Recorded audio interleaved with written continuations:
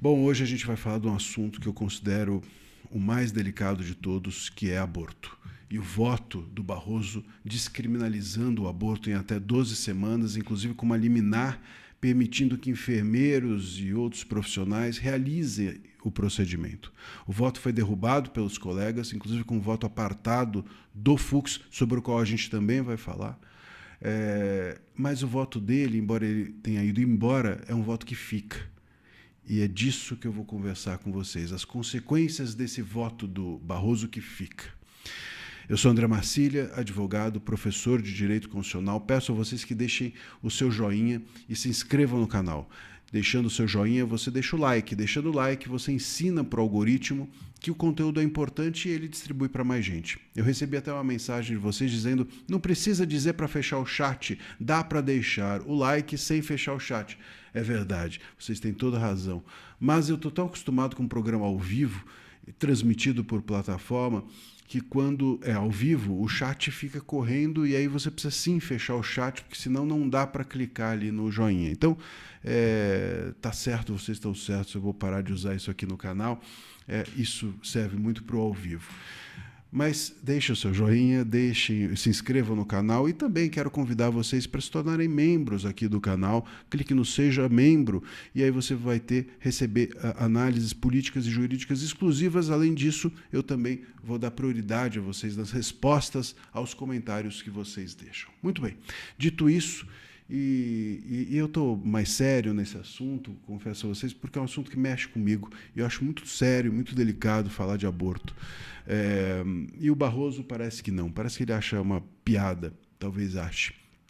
É uma coisa para ele simples, votar assim antes de sair, um voto que ele deixa simplesmente sem debater com ninguém, descriminalizando o aborto em até 12 semanas de gestação e permitindo que enfermeiros e outros profissionais, inclusive liminarmente, uma decisão liminar, sem falar com os colegas, permitindo que esses profissionais façam o procedimento. O voto foi derrubado por 10-1, numa divergência do Gilmar Mendes, aberta por ele, mas e com o voto apartado do Fux, ou seja, o Fux não acompanhou a divergência do Gilmar, ele divergiu com um voto próprio, entendeu? O que eu acho muito salutar, porque acompanhar o Gilmar, nem nesse caso, é uma boa.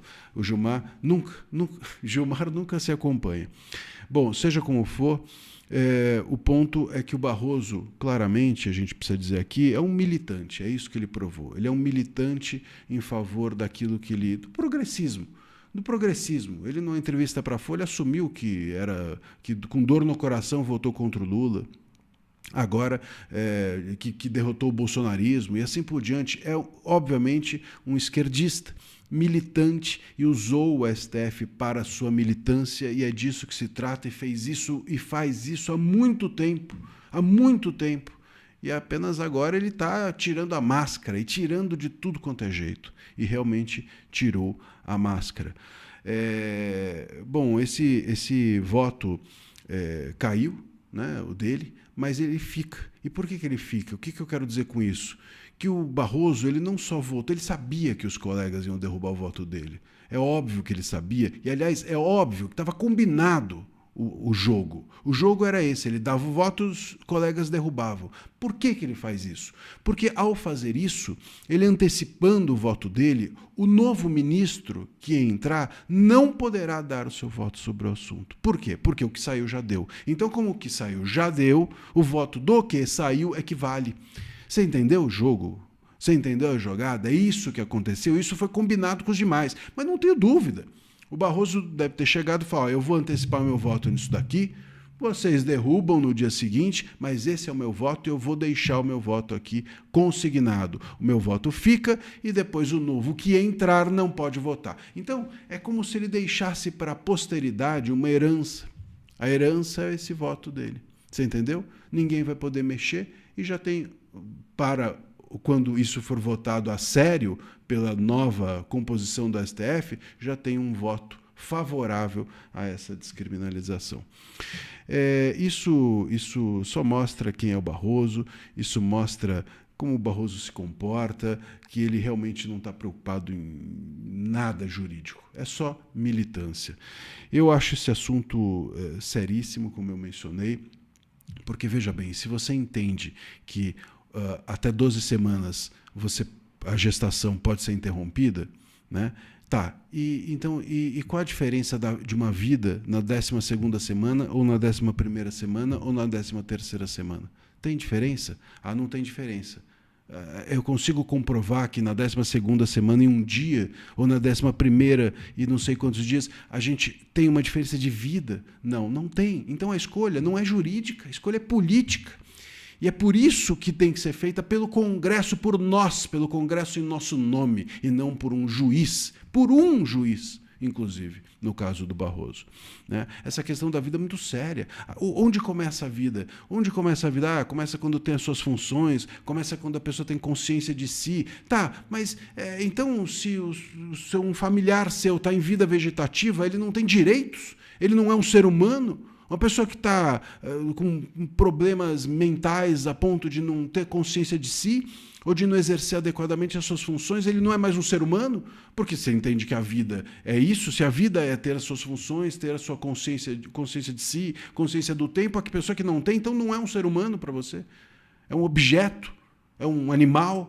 Quer dizer, você percebe a delicadeza do tema? E um tema delicado como esse só pode ser tratado, portanto, dentro do Congresso. O Congresso decide onde começa ou não começa a vida, o Congresso decide até quantas semanas de gestação, e o juiz aplica. E só. É só essa a função do juiz. Ele aplica e só. E, aliás, o voto do Fux, ele vai nesse sentido, ao dizer, como eu mencionei, o voto apartado dele diz o seguinte: sendo assim, a pretensão de criar um direito constitucional ao aborto pela via judicial é inegavelmente antidemocrática, visto que atropela a decisão consciente do Constituinte, originário de deixar a matéria no âmbito da discricionariedade do Congresso Nacional. É isso. O Congresso é que decide, não é o STF, e muito menos o ministro Fux, numa liminar. A vida, a sacralidade da vida, não tem a ver com religião. A sacralidade da vida tem a ver com a consciência sua de respeito ao próximo e respeito à humanidade.